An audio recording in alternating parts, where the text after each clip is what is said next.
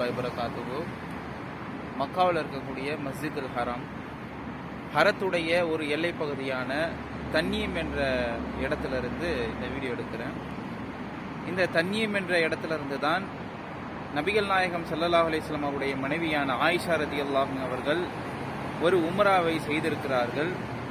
இந்த இடத்துல அவங்க பெயர்லேயே ஒரு பள்ளிவாசல் இருக்கு, மஸ்ஜிதுல் ஆயிஷா. எனக்கு பின்னாடி இருக்கக்கூடிய இதுதான் அந்த பள்ளிவாசல். கரெக்டாக நான் உட்காந்து இருக்கக்கூடிய இந்த இடம் தான் பவுண்டரி, அறத்துடைய பவுண்டரி. அங்கே மேலே எழுதியிருக்காங்க பாருங்க, எண்ட் ஆஃப் அறம் பவுண்டரின்னு. இந்த ஆர்ச் தான் அறத்துடைய சரியான எல்லை பகுதி. அதுக்காக தான் இதை நிறுவியிருக்கிறாங்க.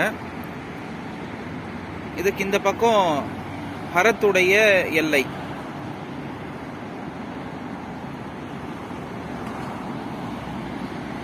இந்த ஆர்ச்சுக்கு அந்த பக்கம் ஹரத்துடைய எல்லை வெளிப்புற பகுதி. இந்த பக்கம் பள்ளிவாசல் இருக்கு பாருங்க, இதுதான் மஸ்ஜிதுல் ஆயிஷா.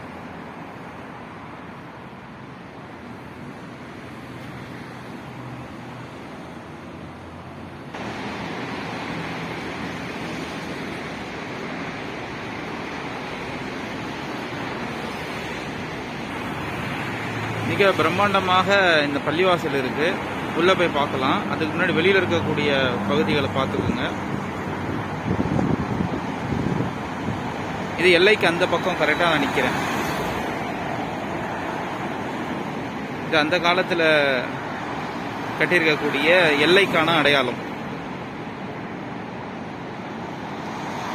இது இப்ப புதுசா கட்டியிருக்க எல்லைக்கான அடையாளம். இதுக்கு மேல ஒரு நடைபாலம் இருக்கு, மேல இருந்து பார்க்கலாம்.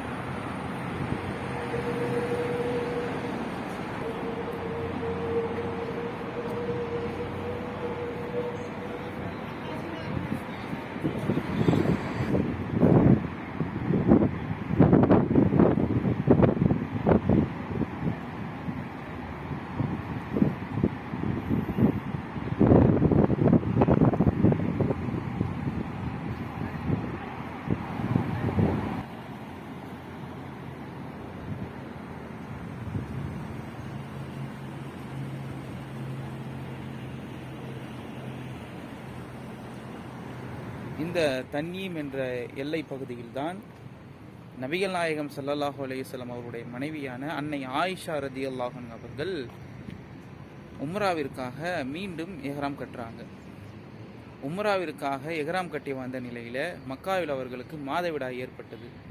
அந்த மாதவிடாயிலிருந்து விடுபட்ட பிறகு மீண்டும் நபிகள் நாயகம் ஸல்லல்லாஹு அலைஹி வஸல்லம் அவர்களுக்கு இந்த எல்லை பகுதியிலிருந்து எஹ்ராம் அணிந்து உம்ரா செய்ய கட்டளையிடுறாங்க. ஹஜ்ஜை முடிச்ச பிறகு அவங்களுடைய சகோதரரான அப்துர் ரஹ்மான் ரதியல்லாஹு அவங்களோட ரசூல் ஸல்லல்லாஹு அலைஹி வஸல்லம் அவங்க இந்த தன்னியம் என்ற எல்லைக்கு அனுப்புறாங்க.